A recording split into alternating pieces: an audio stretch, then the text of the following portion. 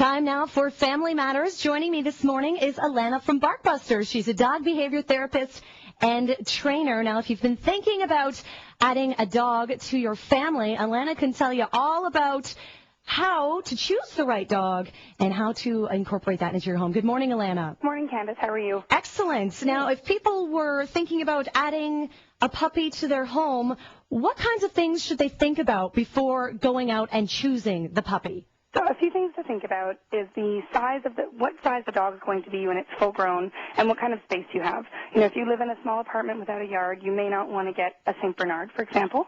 The other thing to think about is their energy level. What kind of lifestyle do you have? If you like to get out there and run, then picking a dog that wants to do that with you is important. And also, if you have young kids in the house, thinking about what kind of dog would be appropriate for young kids. You may not want to get let's say a Great Dane puppy. Although they're sweet dogs, they're very big when they grow up. And if you have little toddlers around, it may not be the right choice. So you suggest doing a lot of research before you actually go out and choose the dog that you... It should not be an impulse buy. You know, you're bringing a new life into your family that will hopefully be there for the next 12 to 15 years. So this should be something that you research and think about and talk to a lot of people and see what kind of dogs they have. You know, you may like a dog for their looks on the street and then start talking to the owner and realize that it's not the right dog for you or that it may be the right dog for you. Now let's talk about once the puppy comes into the home, how important is using a crate when you have a new puppy in the home? In Barkbusters, we feel that it's probably the most important thing you can do for your puppy when you bring it home. Dogs are den animals, and they like to have a small, secure place to be in. And when you choose a crate for your pup, it should be just big enough for him to stand up and turn around in. You can buy a bigger crate and then have a divider in there. You want to use it as a safe place, never as a punishment, so that they can go in there and sleep and not be bothered. Because I know a friend of mine is currently having that problem right now where her puppy is just...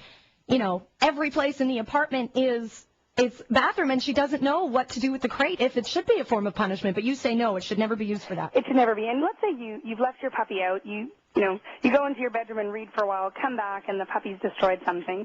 Even if you're frustrated, make it positive. Good puppy, put them in the kennel. They're closed in, they're safe, and then you can be frustrated without letting the dog know that. And it just gives you a timeout. I always say it's like a kid's playpen, It gives them somewhere safe to be while you can be on your own and not have to worry about a little puppy running around. Now, what are some of the rules that you should be establishing at home with this new puppy? What you want to think about is, what do you want your dog to be like when it's an adult? I always say to people, if you have a little 10-pound puppy and you think it's cute when they're sleeping in your bed, it very well may be. But when the dog is 90 pounds, do you still want it sleeping in your bed? So thinking about becoming the leader of your dog's pack, making sure that you're going out of the door first, making sure that you're going up and down the stairs first is really important, and making your dog just generally a nice, gentle dog. You don't want to play too roughly with it when it's a puppy, and you want to make sure that you're establishing rules fairly early. So, no table scraps, those kinds of things that you want to have when your dog's an adult. Now, what about in terms of finding, the things that the puppy needs, like a vet and a kennel? How early should one be thinking about that? I think if you know you're getting a puppy, let's say from a breeder, so you have a good amount of time to get ready for it, start looking into it before you even get your puppy. What you want, I think, personally from a vet is someone that you trust and you like, because you are going to have a close relationship with that person. So start asking around, ask your friends who have dogs, who they go to and why they like them, and do some research on your own and give them a call and see if they're taking new patients and what you think of them. Now, there's a contest going on right now, Canada's Naughtiest Dog. Can you tell us a little bit about that, Alana? Yes, it's very exciting. It's a nationwide contest, and what Barkbusters is doing is we are searching for Canada's Naughtiest Dog, and the grand prize is training for that dog, complete with our lifetime written guarantee, which means that we'll work with you and your dog for as long as you have him, and also a $500 donation on the winner's behalf to an animal shelter. And what we're looking for are entries on the website, so it's canadasnaughtiestdog.ca, and you can send in a little blurb, some pictures, and a video, and then the judges will decide who the naughtiest dog is. And we want to show people that there's hope. I think Candace, you said you went on the website and checked out some of the entries. Oh, yes. Some of them were pretty unbelievable. They are. And, people will live with these dog behaviors and feel like there isn't any hope, especially with older dogs.